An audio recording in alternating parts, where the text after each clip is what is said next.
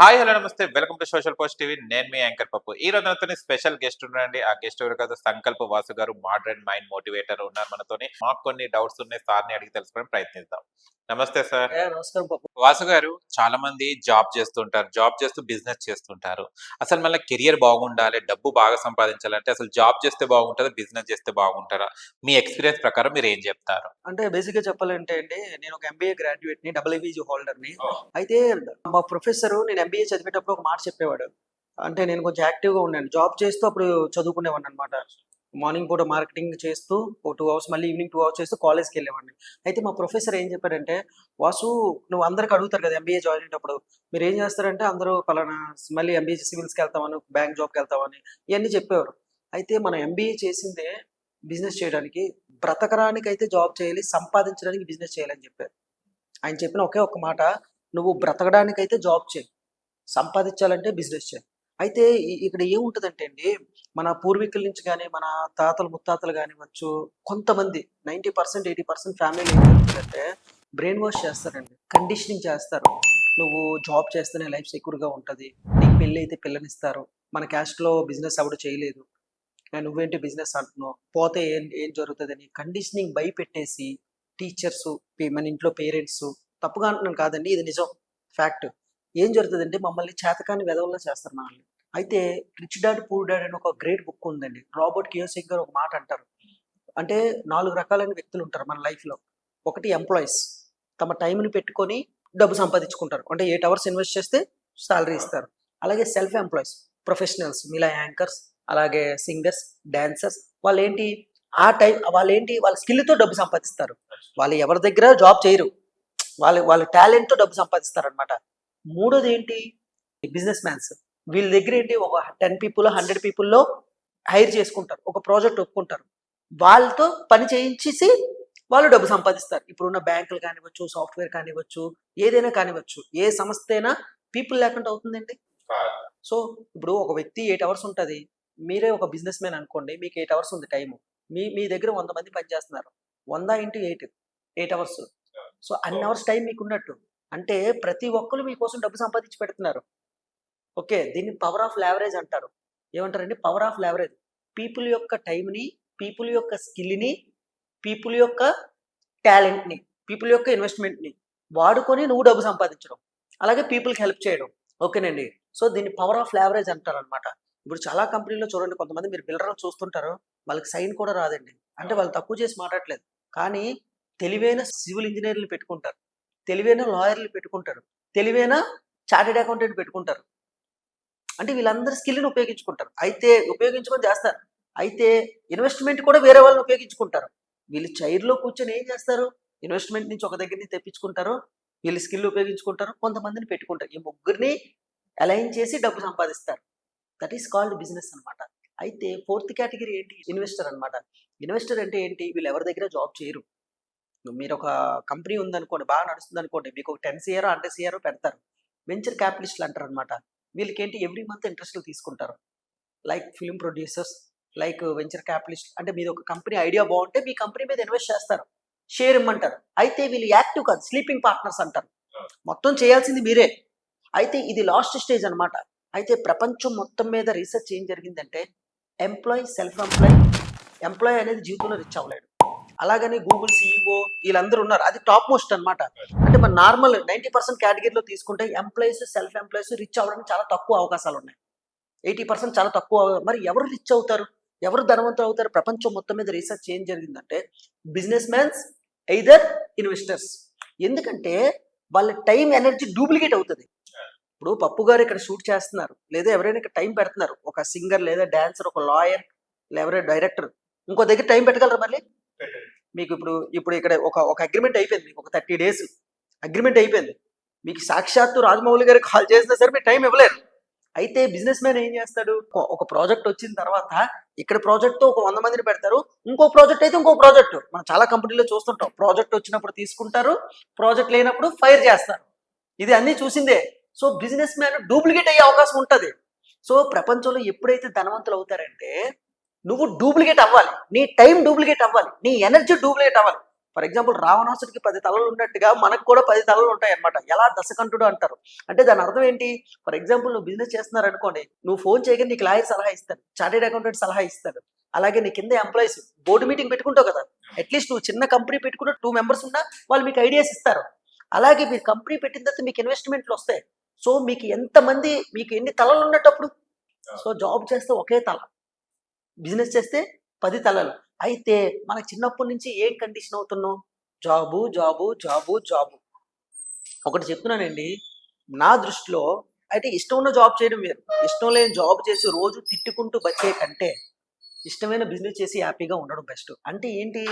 నీకు ఇష్టమైన బిజినెస్ చేసేటప్పుడు నువ్వు ప్రభుత్వానికి ట్యాక్స్ కడతావు, కొంతమందికి ఎంప్లాయ్మెంట్ క్రియేట్ చేస్తావు, అలాగే నీకు టైం ఫ్లెక్సిబిలిటీ కూడా ఉంటుంది. ఎందుకంటే యు ఆర్ ద బాస్ అన్నమాట.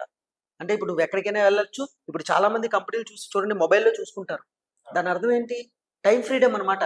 మనకి ముఖ్యంగా 3 కావాలండి. 1 మనీ ఫ్రీడమ్ కావాలి, 2 టైం ఫ్రీడమ్ కావాలి, 2 కింగ్ మైండ్ సెట్ పవర్ కావాలి. బాగా గుర్తించుకోండి, ఎవరైనా బిజినెస్ చేస్తున్నారంటే అది పవర్ఫుల్గా చూస్తారా చూడరా? మనిషికి అత్యంతగా కావాల్సింది ఏంటో తెలుసండి? Freedom and power. ప్రపంచంలో రీసెర్చ్ ఏం జరిగింది? ఒక మనిషి ఎప్పుడు సాటిస్ఫై అవుతాడంటే టాప్ 10% ఫ్రీడమ్ కావాలి. ఆ ఫ్రీడమ్ కావాలంటే ఖచ్చితంగా బిజినెస్ చేయాలి.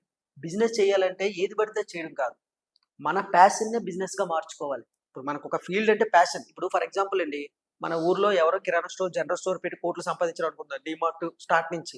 మనం ఎట్టి అలా చేయాలని రూల్ లేదు, వాడికి అందులో ప్యాషన్.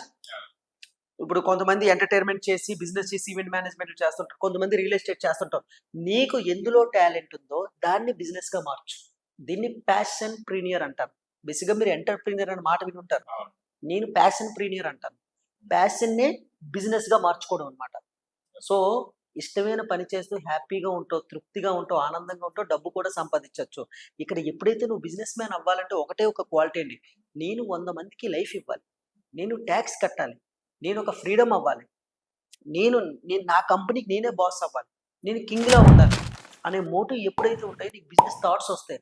ఆటోమేటిక్గా నీ హ్యాబిట్స్, నీ యొక్క బిహేవియర్, నీ స్కిల్స్ పెంచుకుంటే నీకు ఇన్వెస్టర్లు వస్తారు, మంచి మంచి టీం ఏర్పడుతుంది. ఆటోమేటిక్గా నువ్వు ఒక వ్యవస్థగా మారుతావు. ఇప్పుడు ఇన్ని కంపెనీలు ఎలా పుట్టేయండి? ఎవరో ఒక అర్ధరాత్రి ఆలోచించుంటారు, ఇన్ని బ్యాంకులు వచ్చాయి, ఇన్ని సాఫ్ట్వేర్ కంపెనీలు వచ్చాయి. ఒక రకంగా చెప్పండి, అలా ఏమైనా పైనుంచి దిగబడ్డారా? మరి మన వల్ల ఎందుకు కాదు? మనం ఏమైనా అంతరిక్షాన్ని రిస్క్ అంటే ఇటు బిజినెస్ చేస్తే రిస్క్ అంటారు, మనమే అంతరిక్షానికి వెళ్ళి అక్కడ చంద్రుడి మీద అడుగు పెట్టట్లేదు కదా.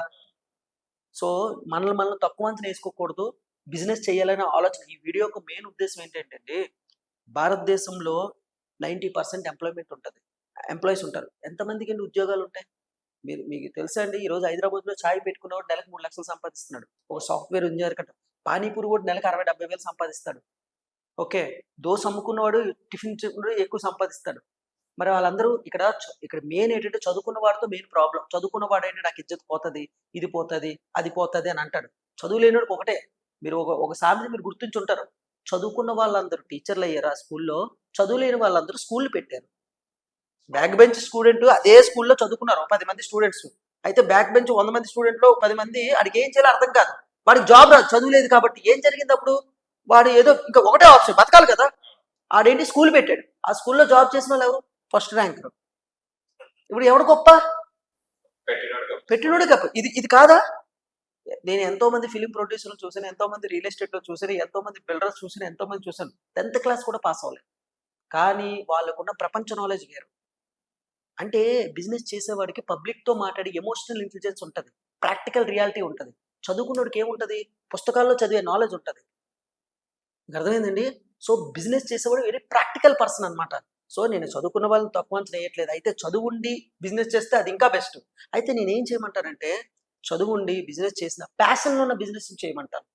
ప్యాషన్ ఇష్టమైన పని చేస్తే మనసు తృప్తిగా ఉంటుందండి, ఆనందంగా ఉంటుంది. ఇష్టం లేని పనిలో నరకం ఉంటుంది అనమాట. సో నరకాన్ని ప్రతిరోజు నరకం అనుభవించకుండా మీకు ఇష్టమైన పని చేస్తే అందులో 10,000 రానే, 10,000 లక్ష 50,000 ఎలా చేయాలి, ₹1,00,000 ఎలా చేయాలి, 3 లక్షలు ఎలా చేయాలి. సో ఎవరు పైనుంచి అయితే దిగుపడలేదు, ఎవరు ఇంద్రుడు చంద్రుడు అయితే కాదు. మిమ్మల్ని మీరు తక్కువ అంచనా వేసుకోవద్దు. నేను కూడా ఒక బిజినెస్ మ్యాన్ అని అనుకోండి, గట్టి సంకల్పం. ఎందుకు సంకల్పం వాసన పెట్టుకున్నానంటే, ఎదుటి వాళ్ళకి నా ఎనర్జీని ట్రాన్స్ఫర్ చేయడానికి, ఎదుటి వాళ్ళకి బిజినెస్ మ్యాన్లా తయారు చేయడానికి. నన్ను అందరూ అంటుంటారు, నువ్వు ఎందుకు మోటివేషనల్ స్పీకర్ అయ్యావని. నా కోరిక ఒకటేనండి, నాకు తెలిసిన నాలెడ్జ్ని 10 మందికి పంచాలి. ఐఎమ్ ఆల్సో రియల్ ఎస్టేట్ చేస్తుంటాను. బిజినెస్ చేస్తుంటారు. అయితే మనకు తెలిసిన ఈ మోటివేషన్ నాలెడ్జ్, బిజినెస్ నాలెడ్జ్ ఎదుటి వాళ్ళకి చెప్పలేదు అనుకోండి, అది క్రైమ్‌తో సమానం. ఇప్పుడు మన ధర్మం ఏంటి? నీకు తెలిసిన పనిని 10 మందికి తెలియాలి. నీ కళ ఎప్పుడైతే ఎదుటివాడికి ఉపయోగపడుతదో అది నిజమైన కళ. అది దాన్ని స్వధర్మ పరిపాలన అంటారు. అలాగే నువ్వు కూడా చెయ్యాలి ఆ పని. ఎందుకని నీ ట్రాన్స్‌ఫర్మేషన్ లేకుండా నువ్వు చెప్తే అది పనికిరాదు. కేవలం నాలెడ్జ్ సప్లై చేయడానికి తప్ప అప్లై చేయడానికి అవ్వదంటారు. చాలా మంది మీరు బాగా అబ్జర్వ్ చేసి ఉంటారు మోటివేషనల్ స్పీకర్లు. వాళ్ళు సప్లై చేస్తుంటారు తప్ప అప్లై చేయరు. కానీ యాస్ ఎ మోడర్న్ మైండ్ మోటివేటర్‌గా నేను అలా కాదు. నేను అప్లై చేస్తూ నేను సప్లై చేస్తాను. సో మెయిన్ ధర్మం ఏంటి? ఈ ప్రపంచంలో నేను ఒక 10,000 వీడియోలు చేయాలనుకుంటున్నాను. నా యొక్క మెయిన్ మోటో. ఎందుకు? జాబులు చేసేవాళ్ళు సెల్ఫ్ ఎంప్లాయిడ్ బిజినెస్ మ్యాన్‌లుగా మార్చాలని. దానివల్ల వచ్చిన మోటో ఏంటి? ఇప్పుడు ఎవరైనా బిజినెస్ చేశారనుకోండి, జాబ్ చేస్తే 20, 30 వేలు రావచ్చు. బిజినెస్ చేస్తే 2 లక్షలు సంపాదించారనుకోండి. ఇంట్లో డొమెస్టిక్ చదువుకోలేనోళ్ళకి ఉపాధి కల్పిస్తారుగా. అంటే వాళ్ళ ఇంట్లో పని మనిషో, డ్రైవర్‌కో కనిపిస్తారుగా. దానివల్ల ప్రభుత్వాలు ఉద్యోగాల మీద ఆధారపడాలనే ఉద్దేశం తగ్గుతదిగా. బిజినెస్ చేసేవాడు టాక్స్ కడతాడుగా. ఈడు నెలకి 2 లక్షలు సంపాదిస్తే ఫ్యామిలీ కోసం 50,000 ఖర్చు పెట్టి షాపింగ్ పెరుగుతదిగా. సో ప్రపంచానికి డబ్బు చలనం అనేది వస్తదిగా. ఈ డబ్బు ఒకే దగ్గర ఉండిపోకూడదు. సో డబ్బు మానిటైజేషన్ అవుతుంటే, ట్యాక్స్‌లు కడుతుంటే దేశ జీడీపీ పెరుగుతదనమాట. సో మన యొక్క దేశం నెక్స్ట్ లెవెల్‌కి వెళ్ళాలి అంటే దేశ జీడీపీ పెరగాలి. కంపేర్ టు చైనా అండి. చైనాలో 70 సంవత్సరాలు, 100 సంవత్సరాలు వచ్చినా ఏదో ఒక పని చేస్తూ ఉంటారు. జపాన్‌లో కూడా. ఎందుకు?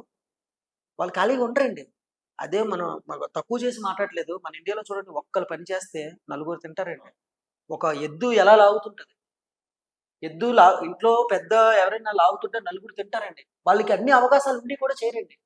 దానివల్ల ఏం జరుగుతుందండి? క్రమేణా అమ్మో ఒకటో తారీఖు మీరు సినిమా చూసే ఉంటారు. ఆ సినిమాలో సందేశం ఏంటి? అందరూ తలకి వచ్చిన పని అందరూ చేసుకోవాలి. చేసుకొని దానివల్ల ఫ్యామిలీకి ఉపయోగపడుతుంది. సో నేను చెప్పే మెయిన్ మోటివ్ ఏంటంటే, ప్రతి ఒక్కరు జాబ్ మైండ్ నుంచి బిజినెస్ మైండ్‌కి రావాలి. ప్రతి ఒక్కరు ఓన్ కంపెనీలు స్టార్ట్ చేయాలి. మీరు 10,000తో కూడా బిజినెస్ చేయొచ్చు. ₹1,00,000 కూడా బిజినెస్ చేయొచ్చు. అయితే బిజినెస్ నేర్చుకునేటప్పుడు కొన్ని బిజినెస్ పుస్తకాలు చదవండి. ఆ ఫీల్డ్‌లో ఉన్న వాళ్ళు ఎక్స్‌పర్ట్‌లని అడగండి. కాస్త రీసెర్చ్ చేయండి. దేనికి భయపడదు. ఒకైతే ఫెయిల్ అయితే ఫెయిల్ అయ్యావు. మళ్ళీ మొదలుపెట్టండి. మళ్ళీ రీస్టార్ట్. మళ్ళీ ఫెయిల్ అయ్యావు. మళ్ళీ రీస్టార్ట్. ఏదో ఒకసారి మళ్ళీ సక్సెస్ అవుతారు. అప్పుడు మిమ్మల్ని అవమానించిన వాళ్ళందరికీ మీ సక్సెస్ అనేది చూపించొచ్చు. సో మళ్ళీ ఒకసారి చెప్తున్నానండి, బతకడానికి మాత్రమే జాబ్ చేయాలి. సంపాదించడానికి బిజినెస్ చేయాలి. ఎందుకోసం? మీకోసం, లోక కళ్యాణం కోసం. సో ఇదండి పప్పు గారు. Okay. Thank you thank you so much.